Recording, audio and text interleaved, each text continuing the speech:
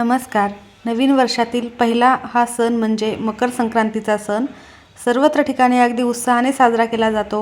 मोठ्यांचे आशीर्वाद घेण्यासाठी तिळगुळ घेऊन त्यांचा आशीर्वाद आपल्याला प्राप्त होत असतो आणि आपण त्यांना नमस्कार करत असतो. तिळगुळ घ्या आणि गोड गोड बोला असे वाक्य बोलून सर्वत्र ठिकाणी उत्साहाने हा सण साजरा करण्यात येतो. प्रेमाचा, निस्वार्थ भावनेचा हा सण आहे. तर तुम्हाला आजच्या या शुभ दिवशी अत्यंत महत्त्वाचे काम करायचे आहे.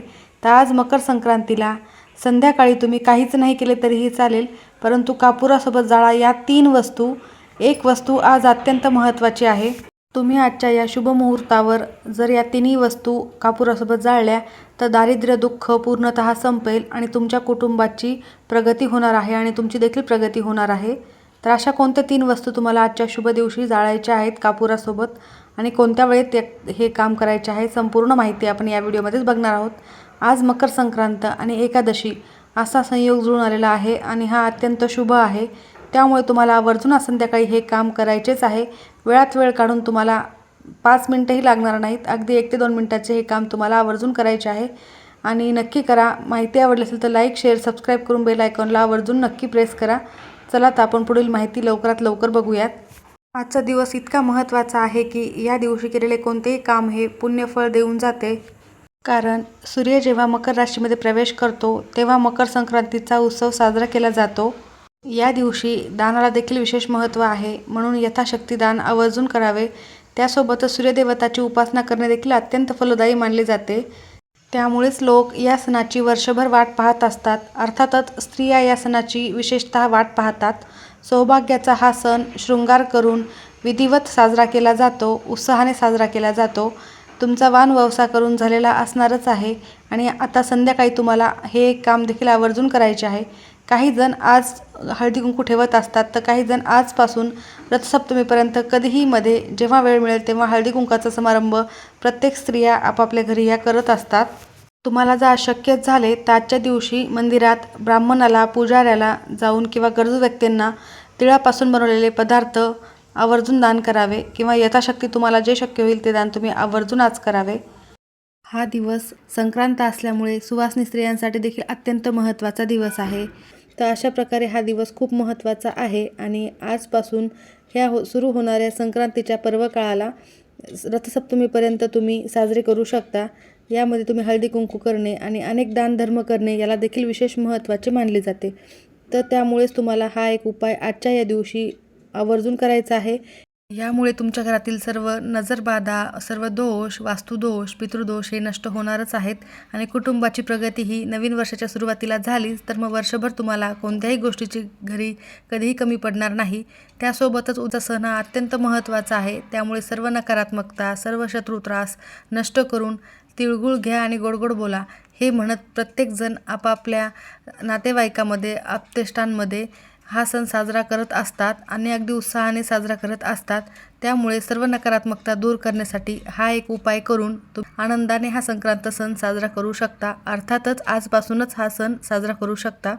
जर तुमच्या घरामध्ये मुले तुमचे ऐकत नसतील, सतत हट्टीपणा, चिडचिडपणा करत असतील किंवा घरामध्ये सतत वादविवाद, भांडणे होत असतील, क्षुल्लक कारणावरून, कारण नसतानाही घरामध्ये चिडचिडीचे वातावरण असेल किंवा नकारात्मकता असेल किंवा सतत वाईट विचार येणे असेल, तर अशा काही समस्या असतील तर कधी आपल्याला नजरदोष झालेला असतो, तर कधी आपल्याला शत्रुत्रासामुळे देखील हा त्रास होतो.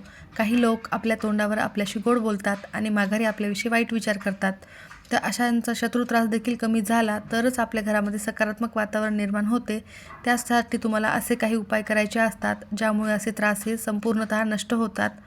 त्यासोबतच तुम्हाला एखादी बाधा झालेली असेल, म्हणजेच काय तर तुम्ही कधी कधी बाहेर जाता, कुठली जागा ही चांगली नसते, तिथून नकारात्मकता तुमच्यासोबत तुमच्या घरी कळत नकळत येत असते आणि त्यामुळे घरामध्ये सतत नकारात्मकता ही जाणवत असते.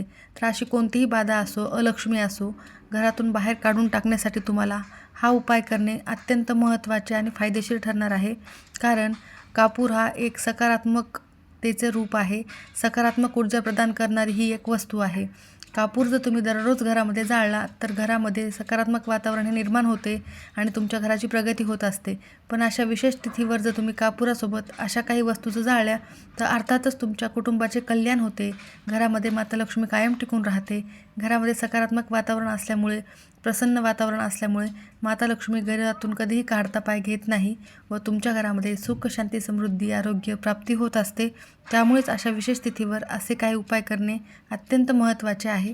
तर आज संध्याकाळी तुम्हाला हा उपाय करण्यापूर्वी हातपाय स्वच्छ धुवून घ्यायचे आहे. त्यानंतर देवघरातील दिवा हा प्रज्वलित करायचा आहे. तुमचे मुख्य प्रवेशद्वार हे उघडे ठेवायचे आहे. खिडक्या उघड्या ठेवायच्या आहेत. मुख्य प्रवेशद्वारावर देखील तुम्हाला एक दिवा लावायचा आहे. दारामध्ये दिवा लावत असताना तुम्ही शुद्ध गाईच्या तुपाचा लावला तरीही चालेल किंवा तेलाचा लावला तरीही चालेल.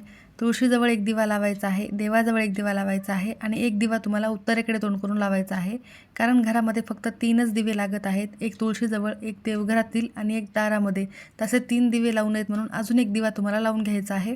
तर उत्तरेकडे तोंड करून हा दिवा तुम्ही आवर्जून लावा व त्यानंतर तुम्हाला हा उपाय करायचा आहे. उपाय करण्यासाठी तुम्हाला एखादी प्लेट किंवा कापूर जाळायचं भांडं किंवा मातीची पंती घेतली तरीही चालेल. तर सर्वप्रथम तुम्हाला त्या कापूर जाळायच्या भांड्यामध्ये किंवा पंतीमध्ये थोडेसे तांदूळ ठेवायचे आहेत. तांदूळावर तुम्हाला 5 भीमसेनी कापुराच्या वड्या ठेवायच्या आहेत. जर भीमसेनी कापूर नसेल तर तुम्ही साधा कापूर देखील ठेवू शकता.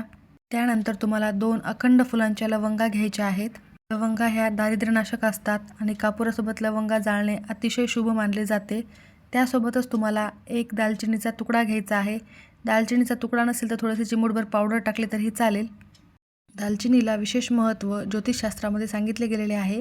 याचे उपाय केल्याने नक्कीच तुमच्या आयुष्यात फरक हा पडतच असतो. दालचिनी ही माता लक्ष्मीला देखील प्रिय आहे.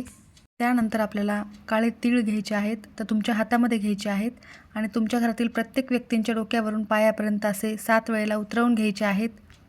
काळ्या तिळासोबतच तुम्हाला हातामध्ये थोडीशी पिवळी मोहरी घ्यायची आहे. जर पिवळी मोहरी तुमच्याकडे नसेल तर तुम्ही काळी मोहरी देखील घेऊ शकता. मोहरी आणि हे तीळ तुम्हाला तुमच्या घरातील प्रत्येक व्यक्तीवरून, लहान मुलांवरून, आजारी व्यक्तीवरून, घरातील कर्त्या पुरुषावरून, कर्त्या स्त्रीवरून उतरवून घ्यायचे आहे. त्यासोबतच तुमच्या मुख्य प्रवेशद्वारावरून देखील हे तीळ उतरवून घ्यायचे आहेत. त्यानंतर तुम्हाला हे तीळ उतरवत असताना श्री स्वामी समर्थ हा मंत्र जप केला तरीही चालेल किंवा तुमच्या कुलदैवतेचं नाव घेतलं तरीही चालेल. मंत्र उच्चार केल्यामुळे एक वेगळीच शक्ती आपल्यामध्ये प्रदान होत असते आणि आपल्याला या उपायाचे फळ प्राप्त होत असते. त्यानंतर तुम्हाला त्या कापुराच्या भांड्यामध्ये हे तीळ टाकायचे आहेत. त्यामध्ये 2 अखंड फुलांच्या लवंगा तुम्हाला टाकायच्या आहेत. त्यावर थोडेसे तूप देखील तुम्ही टाकू शकता आणि त्यानंतर तुम्हाला हा कापूर प्रज्वलित करायचा आहे. त्यानंतर तुमच्या कुलदैवतेचे नामस्मरण करायचे आहे. स्वामी समर्थांचा जप देखील करू शकता किंवा तुमचे जे कोणते गुरु आहेत त्यांचा जप केला तरी चालेल. त्यानंतर घरातील सर्व संकटे, विघ्न दूर होण्यासाठी प्रार्थना करायची आहे. त्यानंतर हे भांडं तुम्हाला तुमच्या सर्व घरामध्ये धूर पसरवायचा आहे. सर्व घरामध्ये घेऊन हे भांडं फिरायचे आहे. त्यानंतर मुख्य प्रवेशद्वारावर थोड्या वेळासाठी ठेवायचे आहे. थोड्या वेळासाठी हे भांडं तिथेच तुम्हाला मुख्य प्रवेशद्वारावर ठेवायचे आहे. त्यानंतर ते घरात घेऊन यायचे आहे आणि ते सर्व शांत झाल्यानंतर त्यातील जी राख आहे ते राखेचा तुम्हाला तुमच्या घरातील प्रत्येक सदस्यांना टिळा लावायचा आहे आणि थोडीशी राख तुम्हाला पाण्यामध्ये मिक्स करून तुमच्या मुख्य प्रवेशद्वारावर शिंपडायची आहे. यामुळे माता लक्ष्मी तुमच्या घरामध्ये येते आणि घरातील लक्ष्मी घराच्या बाहेर निघून जाते. हा उपाय तुम्ही आज केला तर तुमच्या घरातील सर्व दोष नष्ट होऊन तुमच्या कुटुंबाची नक्कीच प्रगती होईल. तर हा उपाय तुम्हाला संध्याकाळी कधी करायचा आहे तर संध्याकाळी 6 वाजल्यापासून ते रात्री 9:30 वाजेपर्यंत करण्याचा प्रयत्न करा किंवा मग तुम्ही रात्री 12 वाजेपर्यंत कधीही हा उपाय करू शकता. तुम्हा सर्वांना मकर संक्रांतीच्या हार्दिक शुभेच्छा. तिळगुळ घ्या आणि गोड गोड बोला. माहिती आवडली असेल तर नक्की लाईक करा. सर्वांचे खूप खूप धन्यवाद.